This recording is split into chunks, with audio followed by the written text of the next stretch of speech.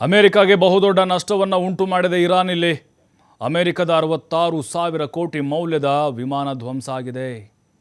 Saudi ಅರೇಬಿಯಾದ ವಾಯುನೆಲೆಯಲ್ಲಿ ವಿಮಾನ ನಿಂತಿತ್ತು. ಈ ವಿಮಾನವನ್ನು ಗುರಿಯಾಗಿಸಿಕೊಂಡು ಇರಾನ್ ದಾಳಿ ಮಾಡಿದೆ.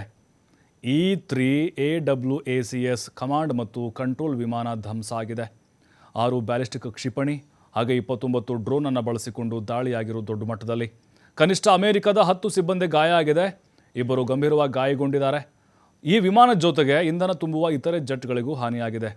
ನೋಡಿ, ಇರಾನ್ ಅವರು ಕೂಡ ಆರ್ಥಿಕವಾಗಿ ಅಮೇರಿಕಾದವರಿಗೆ ನಷ್ಟವನ್ನು ಉಂಟು ಮಾಡ್ತಾ ಇದ್ದಾರೆ. ಕೆಲವೊಂದಿಷ್ಟು ಫೋಟೋಗಳನ್ನು ಕೂಡ ಅವರು ಶೇರ್ ಮಾಡಿಕೊಂಡಿದ್ದಾರೆ. 66,000 ಕೋಟಿ ಬೆಲೆ ಬಾಳುವಂತಹ ಜೆಟ್ ಇದು. ಪವರ್ಫುಲ್ ಆದಂಥ ಒಂದು ವೆಪನ್ ಅಂತಲೇ ಅಮೇರಿಕ ಭಾವಿಸ್ಕೊಂಡಿತ್ತು.